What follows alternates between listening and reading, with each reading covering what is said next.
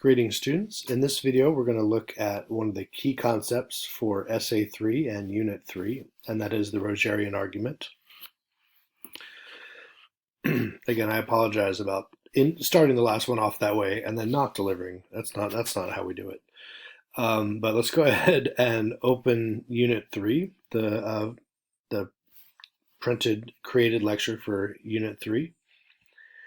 And we're going to go ahead and go to the end of that, basically, page 30.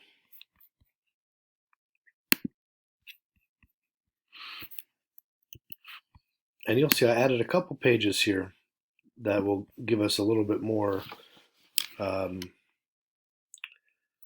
detail and explanation about the Rogerian method.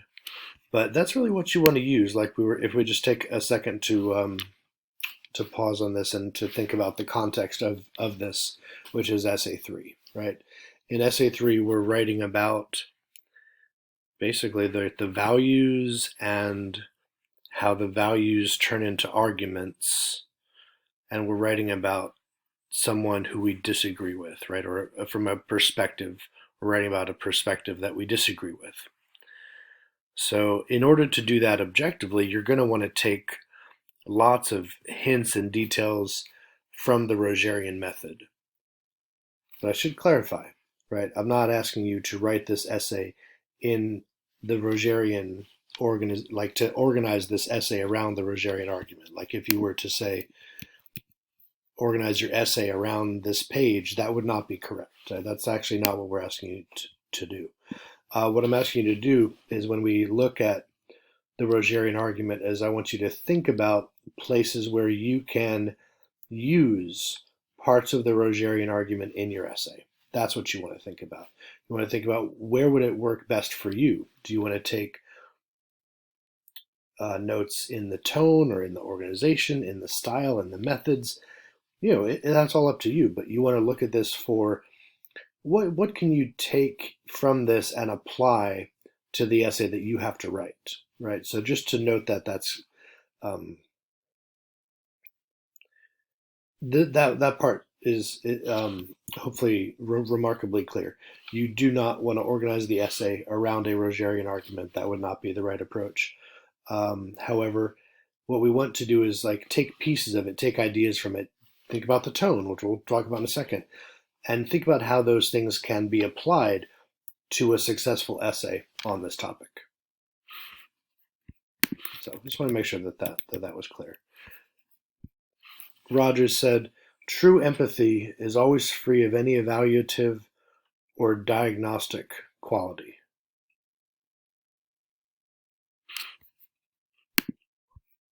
He's a very wise man. Carl Rogers was a psychologist, a family therapist for his career for a very long time, and from his methods, we have experts in argumentation have derived what we know as the Rogerian argument. But kind of the key concept that you'll note in the Rogerian argument, and also which should translate fluidly to your essay, is this idea down here, right? This is not from him, but this is from a professor at the University of Kentucky. Professor Mullen said, you can't win an argument by arguing. Even when you win, you may lose. No one likes to be wrong. And that's a very key into what Rogerian argument is all about, right? It's about not putting people you disagree with in a position where they have to accept losing, because I think psychologists could probably explain it better, but to put it simply, to paraphrase Professor Mullen, no one likes to lose. Now, in this essay, you're not being asked to compromise or come up with a different argument, but the notes that you want to take about the Rogerian argument that translate fluidly to Essay 3 are the ideas of objective, right? Objective representation of an opposing viewpoint. That's one of the key things that Rogers shows and Rogers does, and we see it in his method. He starts it right at the beginning, right? 1 and 2. And that's really where I want you to take heed and take note of what the Rogerian argument has to offer for you for essay 3. Is you want to look at, say, the notes below on this page. I wonder if I put those in there. I'm sorry, just let me check. Yes, good, I did put those in there. There are some valuable notes there in the below. Excuse me. So the Rogerian argument, the parts that you really want to focus on and take notes about what they do and what they do well, is this idea of beginning with an objective statement of the issue. And read the notes below on that. And then to summarize the opposition's case. And all of these things are done without judgment, done with objectivity, done without bias. And that's the goal, right? That should be the goal of a Rogerian argument. It should also be the goal of what you're writing in essay 3. You want to present these opposing viewpoints without judging them and without fixing them. You're not adding your own thing. We're not doing a Rogerian argument where you present one side, you present the other side, and then you find a compromise. That's a Rogerian argument, but in a nutshell. Pardon me. Just had my last sip of coffee, and it was not enough to satiate my to satiate me. So to start things off, this model is known as the WinWin, right? It's a non-adversarial model, and that's kind of the point, right? This is why this is used in business, in legal negotiations, in contract negotiations. The funny thing is they were just talking about this in regards to the NBA season. I'm a basketball fan, so I keep up on that stuff. But the Kyrie Irving vaccination situation, they were just talking about this on, I forget which show. I watch so many of the different sports programs and read so much about it.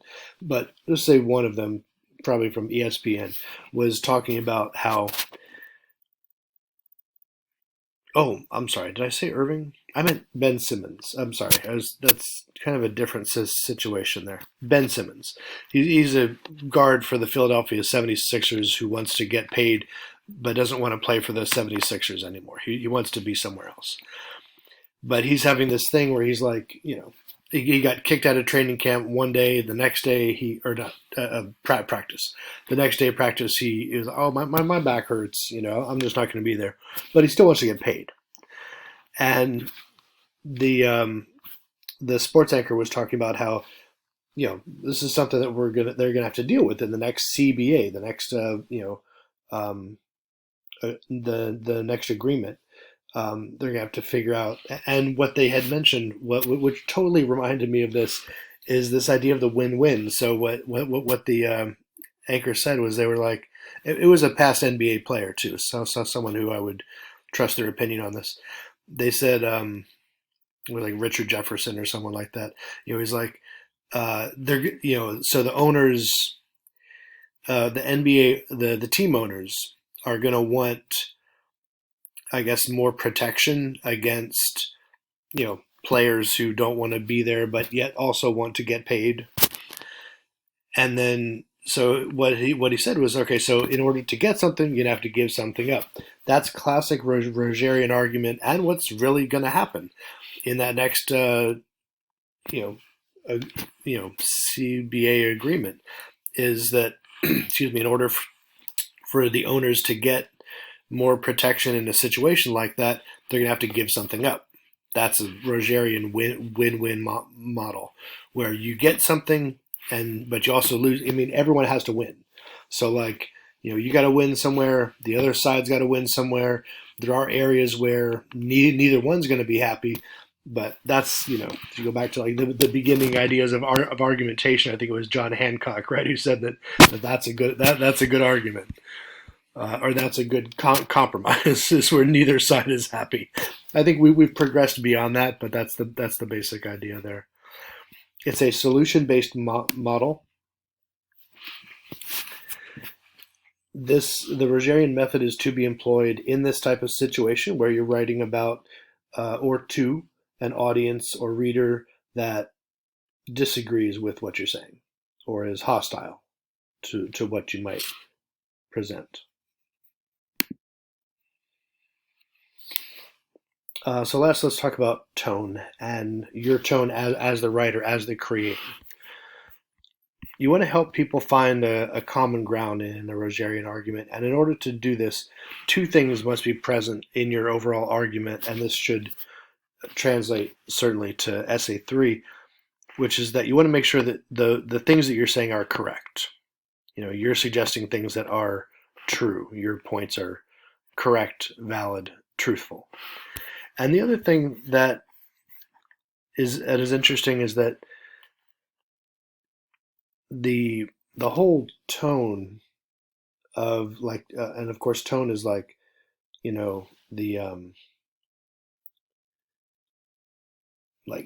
how we understand the author's emotions and how we process them. But to be on the side of goodwill is extremely important.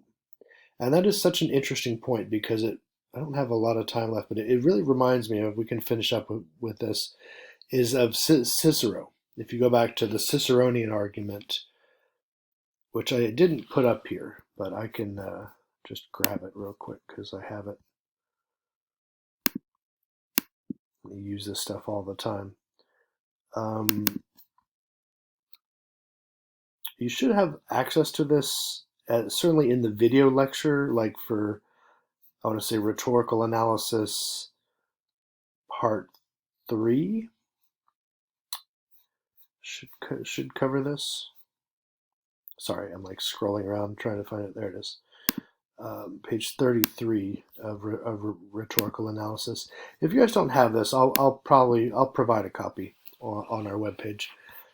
But Cicero, of course, when he talks about the creation of a good argument. Oh, and this is in Unit 4, so we're just not there yet, but we'll get to we'll get to this stuff. But he talks about that being the most important thing. And and let's go ahead and look at some examples here specifically where Cicero talks about just this and this idea of goodwill and why this is so important. So this is from his On the Ideal Orator by Cicero. And we sort of bring this up because of what he says about goodwill and how we're, of course, contextualizing this is in the tone of the essay and in the tone of the Rogerian argument. Goodwill is extremely important. And what we mean by that is, of course, showing or expressing that you have good intentions and goodwill. As Cicero says, this on page 208, also, as I have said often already, we bring people over to our point of view in 3 ways, either by instructing them, or by winning their goodwill, or by stirring their emotions.